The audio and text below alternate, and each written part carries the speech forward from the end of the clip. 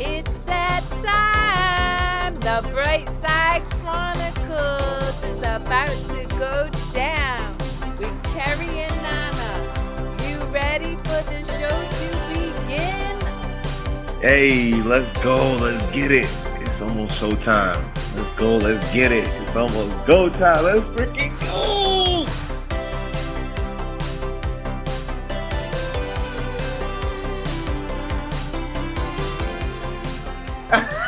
What the? Yeah. I had intended to wear this hat the whole time, but that doesn't work with my headphones, sadly enough. So here's your brief teaser of the hat. I'm just loving the vibe. The hat with the shirt and the hat, like it's all the vibe right now. Yeah. It is the vibe. All right, babe, and kick off the show so I can try to figure this out real quick.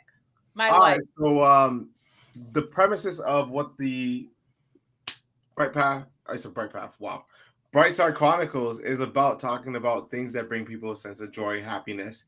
And Kerri and I came up with the idea just because we just like to figure out what does bring these things out of people, and every week we have, random friends, guests, people, whoever signs in, stop by and say hi and just talk their stuff, things that bring them happiness, joy, and everything like that. So here we are now. We got my man Alex right over there. Hello. What is it? It was a Klingon? Klingon? Is that what we do? No, this was the Vulcans. Oh, I'm sorry. See, this one, I'm not well tapping in, but I'm gonna work on it though. Of course, I got my own version where you do this and then you this and make these signs on it. I love it. And then obviously we got Kerri right up there too. So you guys run this show for a minute while I figure out. What are you figuring out, anyways? Instagram. Oh, okay. Figuring out the technology. You know it. You see, you are way more well versed than I would ever be. I was struggling to get on here, but we are here, and it worked out really well too. So, but how are you doing, Alex? Like, tell us more. Like, how have you been? What's going on in your world? Well, let's see. Today, I was kind of I didn't have a super busy morning, and I was kind of in like a contemplative headspace, not necessarily pure bliss, but kind of like in that place where you're just kind of thinking a little bit about yourself and existence and all that. I went for a walk down. There's an area where you can go on a trail down by the river, and there's like woods and stuff. And I was experiencing just nature there. There were so many different insects around. They were, crawling across the ground. I saw these tiny little toads that were like this big, crawling across the trails. And there was these like bluish dragonflies that seemed to be kind of leading me on. And then I was observing these like thousands or millions of tiny little bugs floating up, walking upon the river's surface. And this was, as I was contemplating these things, I was kind of thinking about this Buddhist quote that my girlfriend had sent me, because she does that, kind of about impermanence and how that's the nature of what we know of as existence, that all things, even the self, are impermanent, and that there is necessarily like a permanent thing that you would define as you. And really experiencing this kind of put me into this mode of like, I wouldn't say enlightenment, but definitely beyond my regular headspace. And it was a powerful thing. And I took some video of like the scenes there and eventually tossed together a little social media post with a narration about it I put online. But, other than that, like, I've been doing all right. Like, for all the audience, I normally produce something called the Space God Memoirs, which is a podcast set in the science fiction, fantasy universe, action adventure, some like spiritual inspirations in there.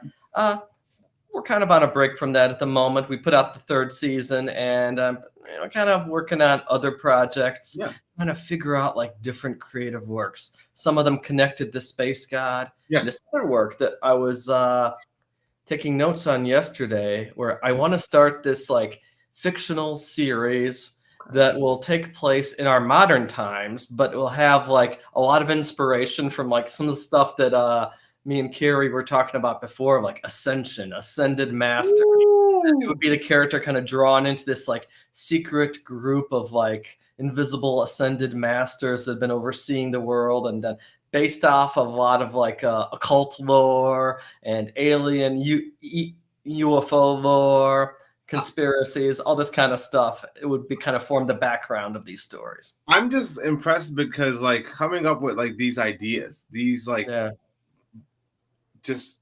stories. I'm like, holy crap. Like, I mean, I watch anime, avid anime lover. There's animes that have to do with aliens. Like a perfect one is like Dawn to Dawn, which has to do with like aliens, ghosts, and things of that nature. But like it's unique because it's towards like Japanese lore and things of that nature. So they kind of put folklore of that wrapped around in an anime. So like that within itself is freaking impressive. And then I love that you were talking about the whole nature thing, because Kerri absolutely loves her hikes. Me personally, I'd be getting bit up, so I'd be like, like, but like I can see where like living in the moment, you seeing like the bugs above the water and talking about like, you know, the dragonfly leading you, that's cool stuff, because some of the stuff is like, I don't think people take that into consideration. They're just like walking in nature because sometimes it's just something to do, but it also helps with the whole grounding aspect, which Kerri alludes to a lot when she's talking about like grounding, like walking in nature, just even go to a park, just being out in the elements of it. So like it just shows that like there's so many ways to take care of your mental, to keep boosting up your energy, even if you start off the day kind of like in a rut of like just trying to just get through, but then you have that little moment to kind of break it up yourself from it too. Yeah, I find going out into nature and taking a walk can be the best way to clear the mind, and it itself is like a meditation. Absolutely. And it's a great workout too, by the way. I mean, I know you do your indoor workout, so it's like weights and stuff. Yes. And you do that plenty. I do some of that too. Maybe not quite as much as you. But and also like going for the walk, like it could be a great place to get those creative juices flowing too. Correct. You want to get into that kind of headspace. I love that. I'm jumping in. Yeah, go ahead. So here's the thing, you know, moving our body is a wonderful way to tap into joy. So for the listening audience, while I was trying to figure out tech, and until Nana upgrades his computer, he's just gonna be off Instagram now because I can't figure it out. Hey, damn. I can't. It's like, but what I will say is, this show really is to hopefully inspire people to get curious about what brings them joy, like what they can lean into that they haven't tried or that they did when they were little that really foster joy. And to your point, Nana and Alexander, aka AM Arctos, I tap into joy moving my body, whether it's dancing, whether it's going for a walk in nature. When I feel stuck or hung up on, I don't know, an issue I might be struggling with, or what if I just need to decompress after working with a client who, you know, we engaged in a heavy interaction. Moving my body really releases a lot of that energy, and it brings me back to what you were saying, Alexander, which the light body, like where we're lighter, we just feel good. It feels like you just tapped in, tuned in, and you want to be able to, like, you just feel so good and connected to everything. And that's truly what this show is inspired to do, is to help people really stay open to what they can do for themselves in order to get to that place where they feel joy. First and foremost, I just love that Yanko just popped out of nowhere. Yeah, speaking of joy, here we go. For real. I was like, oh shoot, like what's up, guys? What's going on? That's a great background, by the way. Oh, thank you. I love it. Yeah, I have like cool backgrounds set up for my Zoom calls, but like I'm here, I never like bothered to set them up yet. Yo, might as well, right? If you got it, you might as well utilize it too. But oh my gosh, yo, Yanko, talking. I mean, please tell us more. How are you doing? What's brought you joy recently? Things of that nature, please. I'll tell you what brought me joy. Yesterday, I went for a walk in the forest or the park close by. And check this out. I took my shoes off and I went barefoot the entire time. That grounding experience, that feeling to feel the rocks and the dirt underneath my feet, connected me with earth and gave me a totally different experience where I felt like really connected to everything around nature and all. It was just amazing. It's just crazy because Alexander was just talking about how he went for a walk in nature today. Yeah, it was like what I opened with too. So apparently that brings joy to many people. Yeah. Interesting. So I just wanna bring up Empowered DRX from Instagram says movement is regulation 100%.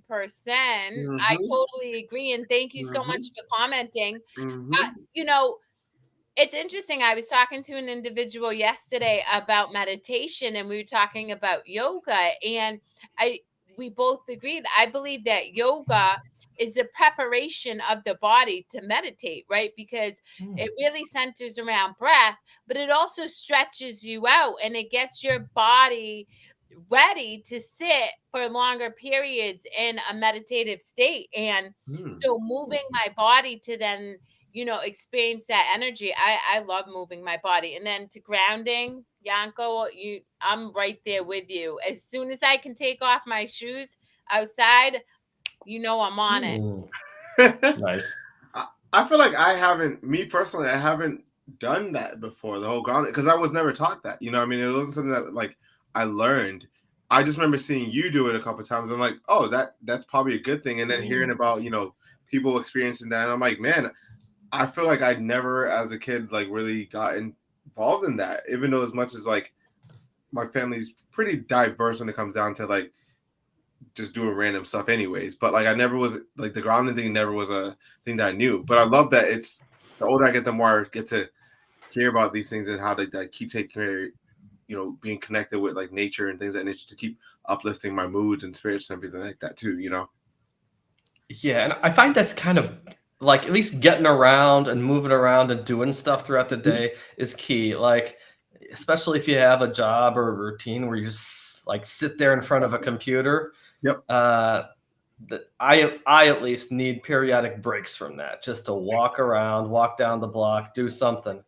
Like I find the worst way to start off my day, which sometimes I do, is by going on the internet and looking at Reddit or something like that and scrolling through stuff. Whatever social media you use, that sucks. Don't do that. Doom That's the scrolling. opposite of joy. Well, all right. So if we're talking about joy, and we know that we have a reticular activating system directly in the front of our prefrontal cortex, which is our GPS system that will help us find what it is we guide our brain to look for. Like our brain will find whatever it is we want it to.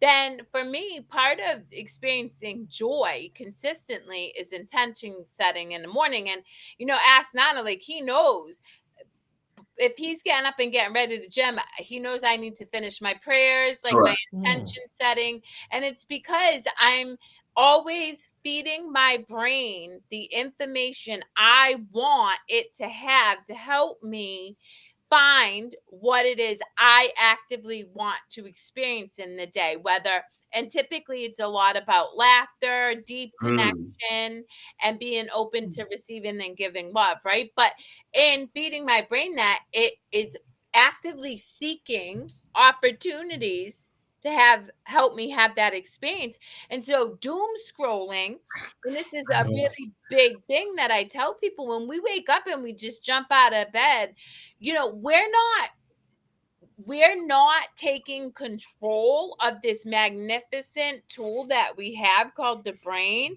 in order to have the experience that we absolutely can have when we learn how to harness it. Instead, we're a slave to whatever is coming up on our different feeds. And yeah, you can create algorithms that share more positive stuff, of course, but you're still a slave to whatever comes up rather than feeding it exactly what you want to experience.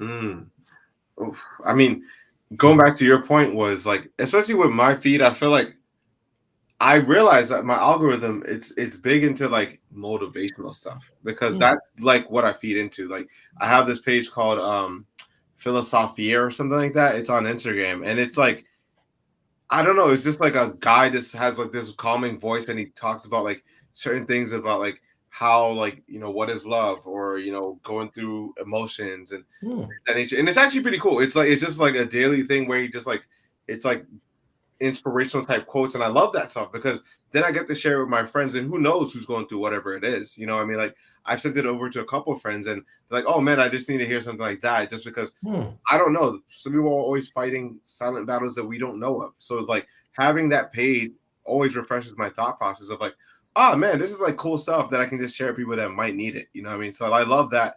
That's my way of like kind of like doom scrolling in a sense of like, and it's not to whatever it is, like to each his own. But like when I start the day, that's one of the ones that I normally look forward to checking because there's always some pages that you're like, oh man, I can't wait to see what they put up there. That's one of them called like Philosophia or something like that. But, well, that might be the opposite of doom scrolling. That could be like hope scrolling. Yeah, there we go. There we go. Building up off of that. Well, I like hope scrolling. Alexander, something that I would say is, and look, for the listening audience, I'm not here to tell you how you need to experience your morning. If you want to scroll on social, that's fine.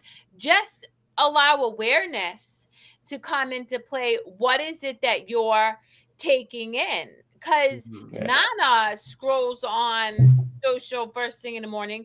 But I got to tell you, he's constantly laughing because whatever is on his feed it's funny. is humorous. Correct. Nice. And he sends me all of these different jokes or totally inappropriate I love because I'm highly because that's your sense of humor. Yeah. 100%. Nice. Oh my goodness, I love it.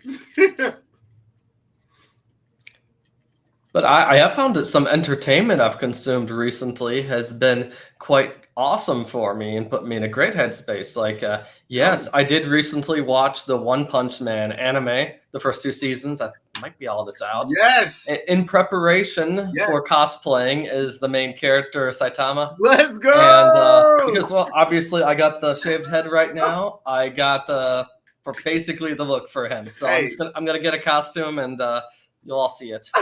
Yeah. The funny thing is, I actually have that cosplay, which is nice. Yes, but I want to see your version of it because everybody's version with cosplay wise, everybody's version is different. Like mine is gonna be very different from what you have. You know what I mean? And I'm gonna have a pair of Jordans. He wears boots. Like there's different alterations. But like I actually just rewatched season 2 by the way. Like it was like 2 weeks ago because I was getting ready for season 3 to come out this year. But I love that you brought that up. So shout out to you for that. Yeah, it's a fun one. Just it's absurd, but I think it's enjoyable. He's a character. What about you, Yanko? Do you watch any anime? Just the regular, Family Guy. That's pretty good. Futurama, it's my all-time favorite. Wow, I did not know this. You watch Family Guy and Futurama? I do, yes. Oh, I love both the shows. Futurama, it's I almost set my ringtone with the opening song. It's like Nice. Why do I know this?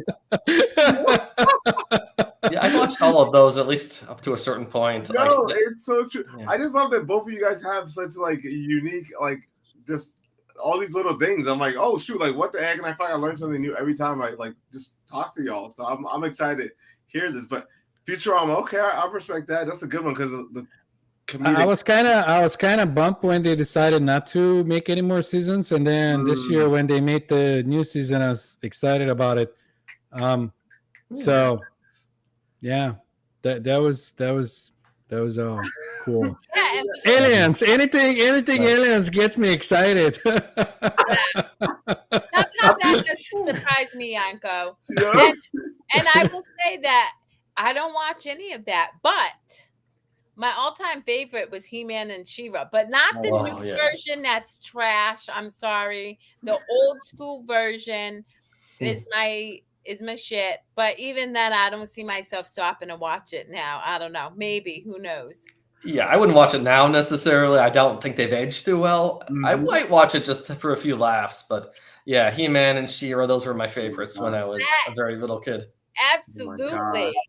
I had like every action figure from well, them. I feel like that's the cool thing about like these shows. They bring a sense of nostalgia that normally tends to be in a happier place. You know what I mean? Like if I watched, per se, Power Rangers, which I absolutely grew up on, wanted to be the Red Ranger because red was my favorite color. And then the White Ranger came out. I was like, oh, no, I kind of like his outfit better. And then I was like, oh, this is, but like as an adult now, when I see Power Rangers, I'm like, oh my gosh, there was a time and place. I remember watching that in like London when I was like 6, 7 years old. And so like when I see Power Rangers, it brings that memory of, oh man, like this being a kid and being like, oh, I gotta go like jump on a tree trunk and pretend I'm in a Megazord or whatever it is. You know what I mean? Like some stuff like that. But that brings that sense of happiness and joy to me, even in that moment. And I'm like, oh, that's a cool stuff right there. So like it's building that sense of joy from certain memories of life, and obviously shows or things that fandoms that you absolutely appreciate, and then you just kind of like, oh man, like that's a cool moment to kind of have too. It's a good point that you're bringing up, because a lot of the memories, when you're like a little kid, you're a lot more joyful. You're not like too concerned about what's going on around. Yes. And then now it's kind of like a reminder to yourself, like, oh, this is how it was. You always had it, you just forget about it. And now you need a little reminder to like remind yourself that you have the joy all the time. You just forget about it. Oh my God. Yeah. That's a really good point, Yanko. I think people get so caught up in this illusionary idea that we're an adult, right? Because we have a bigger body and like we change, that they can't experience play. And to me, play is a instrumental part of every single one of my days. And in fact, you and me yesterday were talking, and it's like, wow, you're working on Nana's porch and you did this. You got a lot of time on your hands. Yes. I appreciate you, by the way. But the point is, first off, I don't believe that I could show up as a love if I didn't incorporate a lot of play throughout my days, like all the time. Yeah. But secondly, I find I'm much more creative with my clients. I'm much more open to flow and things just unfolding however they're meant to when I am in play and joyful, because I am constantly getting that reminder that life's not that serious. And it really isn't. Life, it's not a serious business.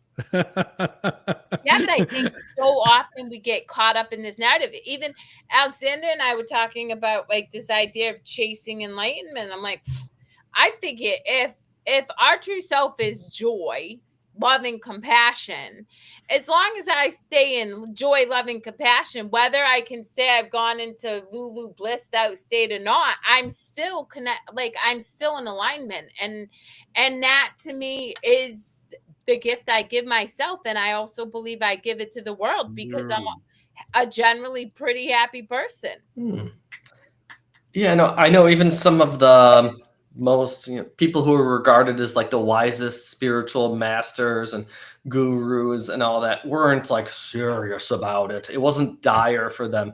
To them, like you had to be able to laugh about it and play about it. And like obviously, if you're talking about enlightenment or whatever, that is the state of being in joy and bliss. It's not, you're not going to be sad and mournful and guilty all the time about it. That's the opposite of where you want to be. Of course. A lot of those people are tricksters, man. They like to play with people's egos and bring out the game and see how they can spice it up a little bit, rub it in their face, take them out of their comfort zone. Yeah. You know what? One of my favorite writers is Kabir, and he's totally crass, which I think is why I love him so much. He's like an ancient Sufi writer, but I mean, he's like, he just is totally, he would in his day and time be considered highly inappropriate. And I'm like, oh my God, this is a man after my own heart, because there was no filter. He did what felt right. He said what felt right to him in any given moment. Yeah, it even reminds me of like Socrates, the philosopher, who described himself as the gadfly. Like with his ideas, he would want to like sting people and wake them up and bother them, just so they would pay attention. Yeah. Nana's like, what? Bro, I'm like, hey man, like, you know what? Well, I mean, think about it. I mean, the reality is if you live in an apathetic state and then you have somebody come up and like completely ruffle your feathers, if nothing else, one would hope it would give you pause to consider something different, I mean, I think for me anyway, a lot of how I show up for my clients is I just give them a different alternative. Like, oh, this is how it feels. You feel stuck here. But really, all you have to do is move 1 foot to the right and you just change. So you're not stuck. Nice. But I mean, I like the idea of like ruffling feathers, because I mean, even with myself, right? So obviously, you guys know that I sell cars and things of that nature. But like, I don't know, the stuff that I do outside of work-wise. So work-wise, yeah, I got to be professional, yada, yada, yada. Outside of work, I'm showing up in whatever I want. Like, I ain't got to worry about anything or anybody's perception. And that might ruffle a couple of people's feathers, because it's just like, oh, like, he's so different from when he's at work. Because at work, he's very, like, focused and zoned in. But then as soon as I leave, I'm like, babe, I'm going to wear Mickey Mouse today. She's like, sure, whatever makes you happy. You know what I mean? Like, that within itself, it might ruffle a lot of feathers, because it's just like, didn't expect him to be in that kind of like mentality of like childish type of thing. And I'm like, dude, I'm a kid at heart. Like, I'm always going to be a kid at heart, because like, that's just what I know. And that's what I want to keep fostering, because I don't want to keep growing old and be like, oh, damn, like, yeah, now I'm an adult and I can't even like enjoy the stuff that brought me a sense of happiness. Like, that's just different, And I think that's the constant showing people that you can be a kid at heart and still be an adult, quote unquote, whatever you want to call it, but you can still not lose the innocence of your inner child. So, oh yeah, and like to even get a lot of people's, if you want to inspire people, if you want to touch people and reach out and like have a public presence, you're gonna end up ruffling some people's feathers. I know like I don't post that much on TikTok, but when I do, like probably the biggest post I had was like me putting on this shiny rainbow outfit and hat, dancing for the Pride parade, and like just having fun. I wasn't saying anything like inflammatory or anything, but that got the most attention out of any of my things, and it probably pissed off about half the people, just because like they're angered by seeing somebody in bright colors dancing. Well, the thing about, the way I see it is, if I'm not pissing off people, I'm not being true to myself. Because so often, like, you were never going to make everybody happy anyway. I encourage my clients all the time. I'm like, you're damned if you do and damned if you don't. So you might as well do you, because at the end of the day. And secondly, I know everything's a projection. So whoever's getting pissed off, they're just projecting their own internal struggles onto me. And I don't need to take on their challenges. I can just show up as love and just keep it moving and still stay true to what feels good to me. And that brings me a lot of joy. In fact, I was telling Nana the other day, I had this gentleman reach out to me for coaching, and he was more interested in figuring out how I could coach him the way he wanted me to coach him than actually doing the work. And I was like, dude, there is no way in hell I am ever going to bend to anybody's expectations. I'm going to show up the way I show up. And if it serves you, awesome. If you don't like it, awesome. But I'm just going to. Cool. You're like, I'm just going to whatever. Yeah. Okay. So I want to bring up something cool. So Kerri and I literally went to Hampton Beach. What is it? 4th of July. And we were struggling to find parking. It was Kerri, my niece, and myself. We were struggling to find parking because we got there a little later than we were hoping to get there. And so we're driving around trying to find parking. And and we were both kind of like, damn, this is like lame because normally we plan ahead, whatever. So we couldn't find parking. We drove around, found a parking lot just on the whim. Kerri's like, yo, babe, check over here. So we pulled into there. There is no parking in this place. For what we made a parking. No, but I didn't think he was parking. So we made our own parking, right? And so basically, like we got on the beach, had a great time at the beach. I was like, whatever, like we just go and figure it out. We get back, and I have a ticket on my on my windshield. It's a violation of like you're not supposed to park here type of thing. And I'm just like, I literally looked at Karen, I just started laughing, and I was just like, this is hilarious because there was a place that was trying to charge us parking for $100. This parking slot was like $45. So like, oh, whatever, we'll make do. The ticket is $50. So we started looking at each other. I'm like, $5? We can pay $5. It's the freaking ticket. Interesting. Nice. And it was just funny because I literally looked at the ticket. I'm like, I'm not even upset. I'm just like, I'm glad we found parking. Like my niece was there, Kerri was there, and we just had a great time. And I couldn't help. I was like, this is the first ever ticket I've ever gotten. So like, it was a funny way for it to happen like that. I know. Well, it's funny because Nana was like, this kind of hurts my soul a little. And I'm like, are you kidding me? I've been in like 9 car accidents, 10 car accidents. I had to go to Reed Education Driver's School. Wow. I'm like, this ain't nothing. They said you got to go to boat school, like that's some SpongeBob stuff. They're like, yeah, you got to go back to boating school. Oh, that was the whole experience. But again, like, listen, you know, it was an experience that I have no regrets. That whole re-education of driving was educational for the teacher because I schooled him on the ridiculousness of him.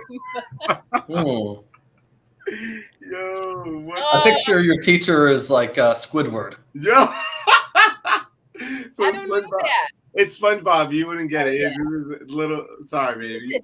The only I know.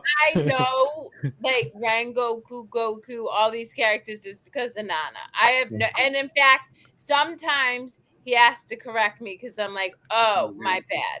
And then if I call his wait, what are they? His figurines toys. He's like, babe, they're not toys. They're my figurines. Nice. Yeah, that's bad funny. But like, it's just my thing is just that example was just funny because I literally was like, I can be either pissed off and be like, oh damn, what a ticket we just got, or like literally be like, oh well, at least we made out, and it was more the at least we made out thing, as in like. I was gonna say I love the perspective that you're kind of like looking at it like, hey, we saved $5, you know, instead of if somebody else was gonna be like, oh no, this is gonna go on record now, I gotta pay all this money, and you know, and the entire thing will change. But like, that's how you look at life, man. If it gives you lemons, you make a lemonade. You know, and I don't love lemonade, by the way, but that's my thing is like I love that like my niece got to experience that like. Okay, like things didn't go according to plan or whatever it is, but like we could still laugh at the fact of like a situation that most people would generally be pissed about, but we kind of low-key understood like, okay, we might have deserved it because where it was parked at. So like it just was. I wish I took a picture of where it was parked. It would have been funny as heck if we did that. You know what? So this is the other thing I would highlight. So our niece went through a little something too, and Nana's in my ability to find joy and like appreciation for whatever we're going through. It's a really good example for her to, when things come up, not worry about it so much, shake it off, and then let's just go have a good time, which she was able to do. We had an amazing time. And so again, that's why for anybody out there listening, when you choose joy, it is an infectious energy, and it gives other people permission to kind of let go of this expectation or maybe this belief that things have to look or unfold or be a certain way, because nothing's concrete. Everything's fluid. It doesn't have to be any set way. It's our rigid thinking, our belief that it has to look this way is what causes us suffering, really. It's true. Yeah, it's true. It's true. I don't know if it causes us suffering, but sometimes I feel like living in that movie that keeps repeating the same day. Like, Groundhog Day? I'm seeing Groundhog's Day. That's the one. I hang around the people that are so much in their stories and they keep up and keep repeating the same stories. And when I hang up with the same people, it's the same story going in autopilot. They're not realizing it. They keep like saying it. Oh, you know what happened and this and that. And then I'm in the same situation. And then sometimes I'm like, am I going nuts or what's going on here? You gotta do something to spice it up, change the narrative. And that's usually what pisses people off. Or if you act like, sometimes I might act surprised and be like, no, really, that happened to you? Tell me more. And they go like, what do you mean? You already told me that story like 30 times.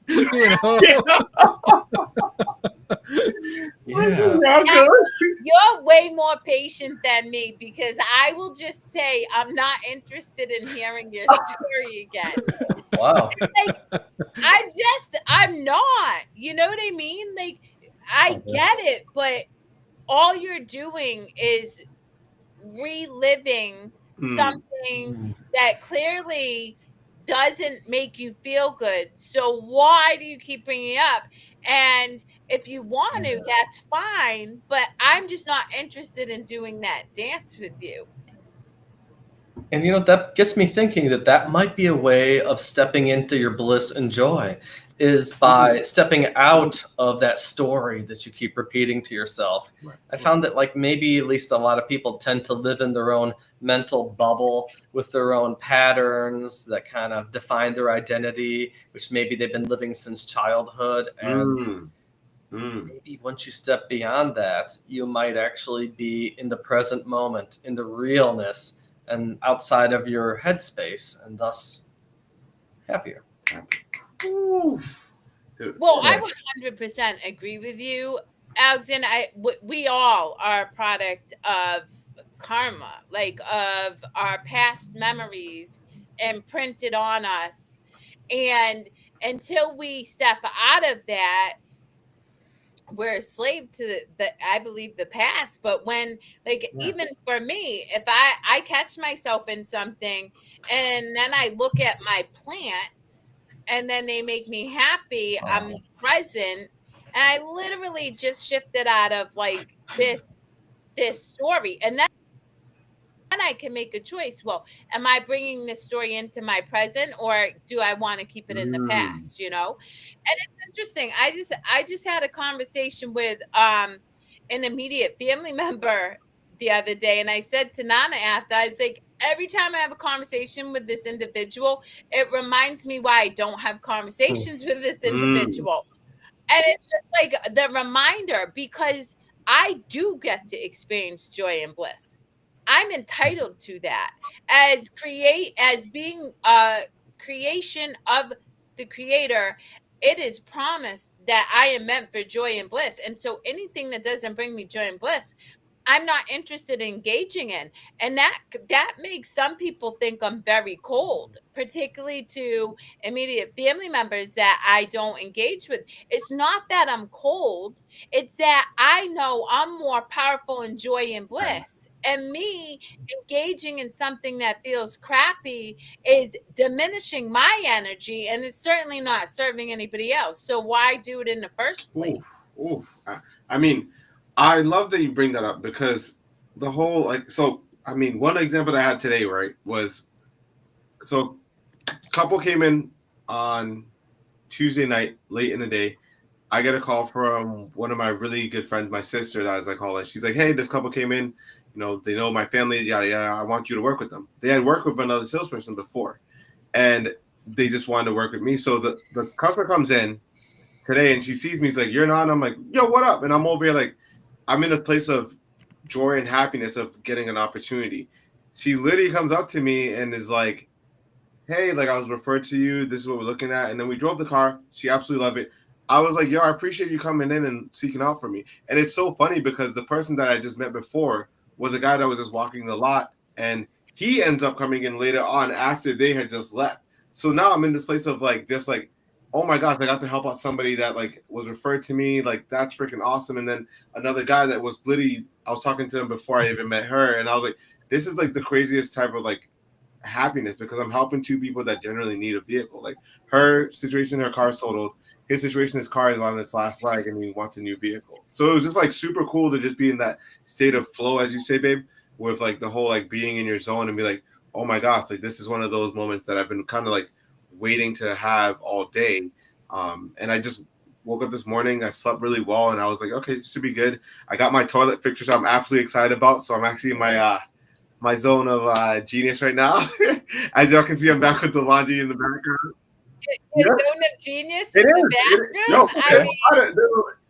Are you good at shitty situations? Bruh, stop. I cleaned that shit up though, real quick. No? As long as it doesn't make you pissed off. No, there you go.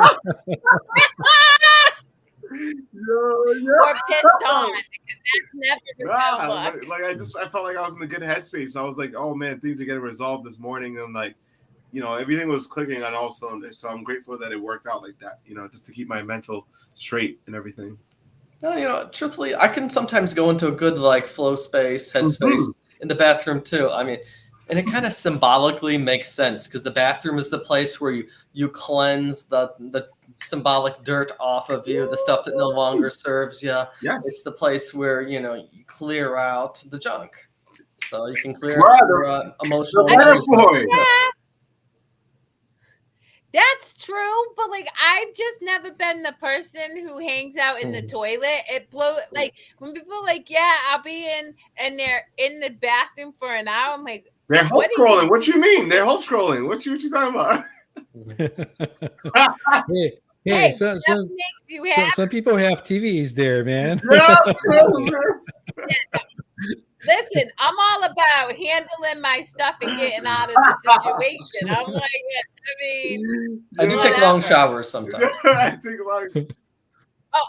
long showers, but I'm not sitting on the throne just hanging out. Well, maybe somebody wants to be a king or a queen of the throne. So, you know what I mean? That's the way they almost feel kind of in that symbolic way. But a lot of like, I mean, I think also going back to Alexander's point is that's a comfort area for some people, right? So like you are excluded from the world, you're secluded from the world because, you know, it's just the bathroom. It's a private area essentially for a lot of people. So that's where, you know, some people, it's like their comfort zone of whatever it is. So like, I don't know, I guess it's a different analogy for each person, but I think a lot of it's your car. Who knows? Correct. But I think a lot of ideas have spawned from being in, you know, the shower per se, and you're just like sitting there with your thoughts, like, okay, like this is what I want to accomplish, or this is how I want to set my intentions for the day, things of that nature. So it just depends on each person, you know.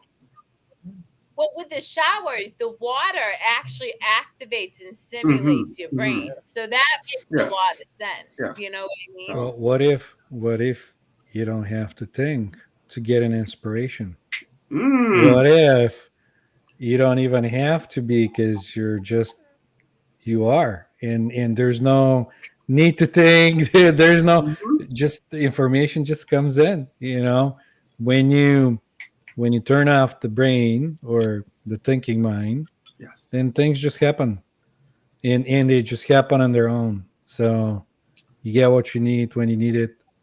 So, and it's a lot less work. You don't have to stress out and be like, oh, now I have to think about this and solve this problem. Like, really? Who's solving the problem? Who are you in the first place? You know what I mean? That's so true. I mean, that's the thing. That's why I always thank the universe.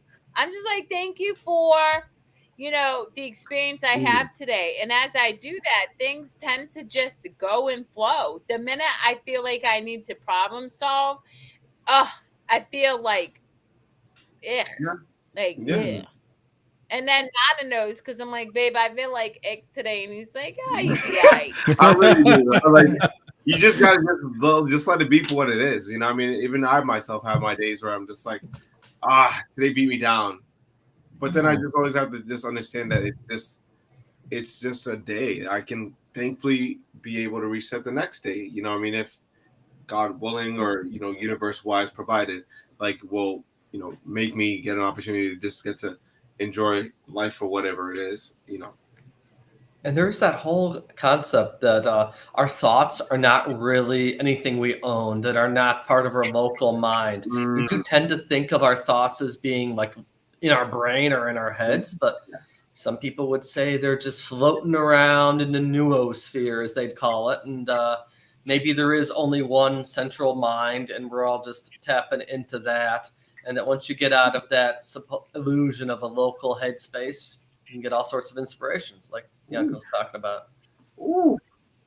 Well, yeah, I mean, I was in a car with the individual the other day, and I don't know that I could say I felt their thoughts, but I felt their energy, and I was like, "Woo! You got some energy going on there." And that's the thing, is we really don't know. That's why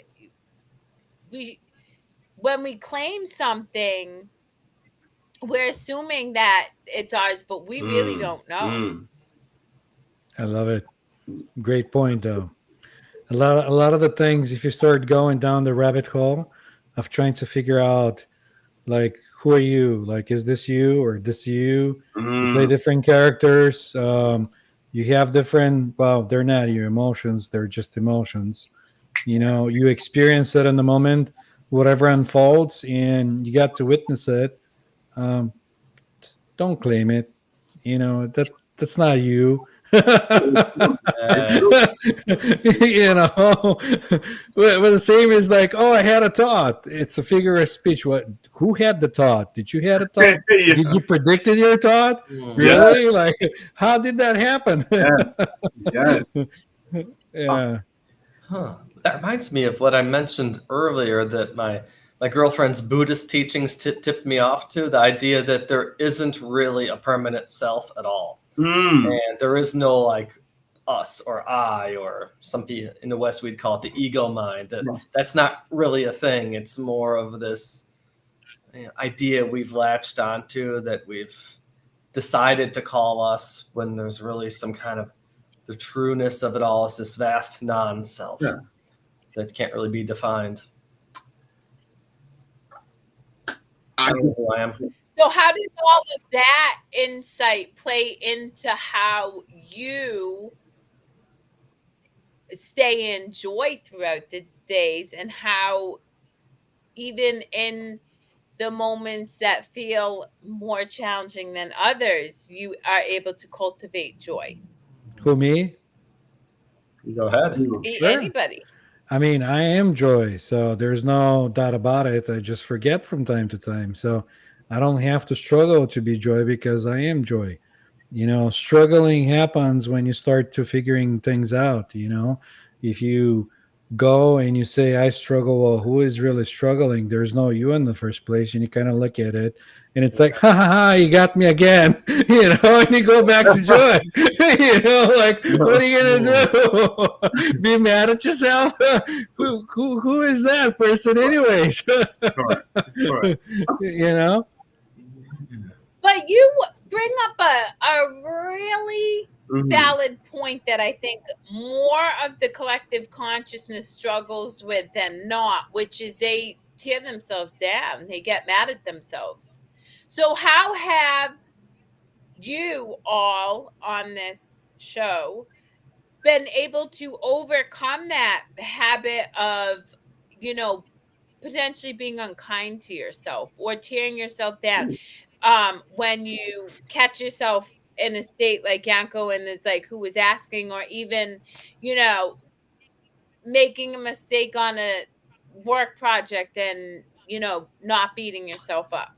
Dang. I mean, okay, I'm gonna answer this one. I mean, me personally, because I'm so stubborn to the fact of, like, I don't necessarily like to lose to myself, I do tend to beat myself down a bit after, like, you've seen it, babe. Like, after I have like a rough day or whatever it is, I'm just like, this was not the day. Like, it just, you know, it just got too far into me. But then that's when I get to sit back and take some time for myself. And then I realize it's not even all that serious. This is just a job at the end of the day, right? It's something that thankfully like pays bills and lets me live life outside of it.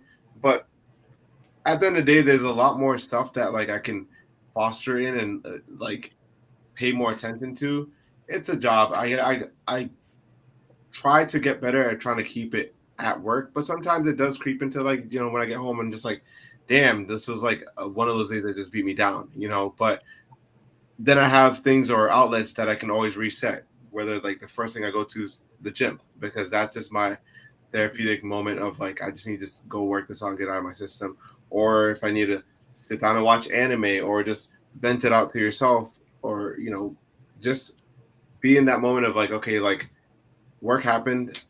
It is what it is. If anything, it's just going to just make me more driven, you know, when I get back to it, to get back to the basics and start again, you know? Yeah.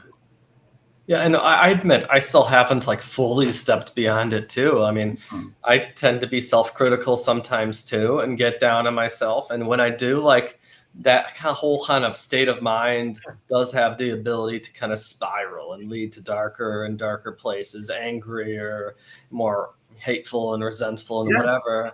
And, you know, I've learned that like probably the best way for me to like not be there is don't just stay there and wallow in it. Like if I get into that headspace, usually I'm alone and dwelling in my own thoughts.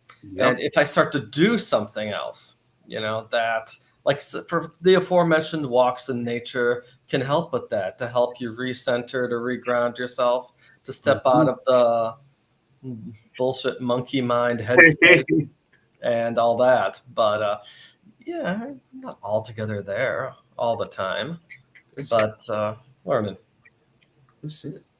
Well, I think if you ask yourself who's getting mad and who, or who's going in the walk in the park to get away from what, who's escaping, who's doing all that stuff, all that realization allows you to snap out of it. It cuts it right there and then, because there's no person like this mind games that the mind projects and keeps coming. You know, as soon as I recognize it and it goes like, well, I better go to the park to unload. Well, wait a minute. Who wants to go to the park? Well, me. Well, who is me? Why do I have to go to the park? Like, there's no point of doing that. Or who's getting mad and who? Like, what? Who, you know what I mean? And that kind of guy's fictional. Yeah. I mean, I think when I first experienced that was when I was reading some of the Ramana Maharshi work, and he was doing all that. And then I started to apply it, and it worked really good for me because, like, you know, if there is a need to escape, well, who wants to escape? You know, and what are you escaping from? Are you running from yourself, or who's the self? Why do you need to go to the park? And all those things are coming in, and you're like, no, I'm just bliss. I'm joy. I'm here. That's good enough. I'm experiencing life. What more do I need in that very moment?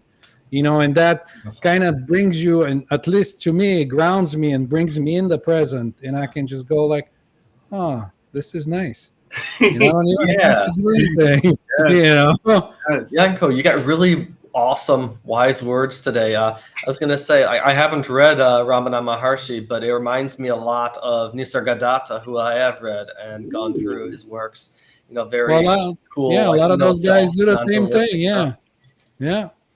You know, because like if you recognize you're not the self that you think you are, because you're really not. I mean, don't take my word for it. Go find out for yourself. You know what I mean? Like I'm not trying to convince anybody. You go find out who you are, and that's why I keep saying, like, go find out who you are. Who is you? Is it the role that you're playing? Is it the role society gives you? Is it the emotions that they're experiencing, or is it the mental gymnastics that are going inside? Well, what are you? Like, who is it? Who's having a tough day right now? Damn. You know, if you give that person that's having a tough day, like, oh, I'm having a tough day. Well, who are you? Who's the one that's having a tough day? Your joy. Like there's nobody that's having a tough day. You know what I mean? And then you go on that illusion and you start playing in it and you get entangled in the whole mind game and everything. Oh, this happened to me. Well, who did it happen to? Oh, it really happened to me. Well, who are you? Yeah. You know what I mean? Yeah. Yeah. Okay. Baby, you got any input on that one? Listen, I in full transparency, I am so tired, like Yes. tired. It's funny. This goes to me. I picked up our daughter right before, and she's like, "Mom, you're still beautiful, but you look really tired." I'm like, "I'm very tired." She's like, "So are you gonna put on this tired face now so you can pretend her in the show?" I'm like, "No, I'll just show up and get energized." And I did, but now I'm like, "Oh my God, I'm so tired." You get. I just love that. Like, there's so much like wisdom that has been dropped from just like, you know, Alexander, Yanko, and even yourself, babe. I feel like every time, like, I just learned something different, and I love that Yanko's talking about like, who is it? Because at the end of the day, like, really, we are here to experience this whole thing of life, right? So like, whether you're going through challenging situations, those are going to happen just because it's part of the experience of life, which is to each his own. And if you're going through a jubilation, joy, and happiness, that's also an experience. So it gets to show you the other end of whatever is going on in life. So I think it's like series of experiences that really do make us who we are, as like, this is what you're, you know, entailed to kind of enjoy for whatever it is while you are here. So like, you know, utilize, you know, the pros and cons and things, these experiences. So that's well, you know, from cosplay that you're different characters, right? Correct, When you get, you know, and that character, you're a different character. So what's the difference between that character and the Nana character? You know what I mean? Yeah. Like you're much. just like, yeah, that is so true. You know what? I will add, and I was just saying this to somebody this week. That's why it cracks me up when I hear so many people say I can't. Because you can do anything, because you have limitless creation accessible to you. You can do anything, because in this moment I am hosting a show. In 5 minutes from now, I'm going to be a mom checking on my kids, and then in 10 minutes I'm be taking a shower to go to bed, right? Like, we are constantly changing, so we have access to do anything. It's just, again, we get locked into this ideology that we're this fixed persona, this fixed person, and in that we limit the hell out of ourselves. Whereas if I don't attach to, I'll give you an example. I was working with a client the other day, and something came up, and I ended up working with two people. And the client the next day was like, "I love the fact that you were able to pivot." I'm like, "Well, I just show up and flow. I'm here to be of service. I don't have a fixed outcome of how our work together needs to look." And if I did, the problem then would be I'm projecting onto that individual what I think they need to experience, rather than to allow the experience to unfold. Yeah. And that's really why it's important to learn that. Go ahead. here's an idea for you: to be or not to be. That's the question. Yeah. Excellent. All right, to be or not to be, that is the question. Do you want to be or do you not want to be? Like, what do you want to be?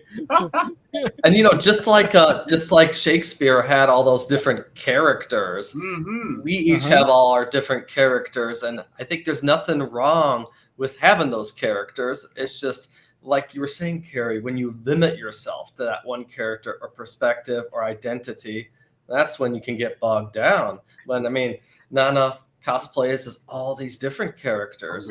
They're all Nana, but they're not. No one of them is the entirety of Nana, and none of the personas we put on are the entirety of us. None of them are real anyway, but they can all be expressions of us in different ways. Like, I do a different character for every drink review, and they're all quite different. I write about different characters whenever I do my writing or podcasting, and none of them are absolutely me. But neither is this guy. Of course not. I love it. All right. With that being said, to the listening audience, we love interaction. We love engagement. So please feel free to comment, share, do whatever you feel called to do. Disagree with us. We're good with it all. We're open to all the experiences. Alexander and Yanko, I mean, you guys are soul family. You know that. I am so grateful for you guys' interaction. And, my advice for everybody out there this week is when your body's tired, listen to it and go to bed, because that's about what I'm going to do in about 10 minutes. You have powerful dreams. Yes. I mean, my only take is just keep being awesome and enjoy the moments and live in the now. That's always my take. Woo. Until next time, guys. There's no other place to be.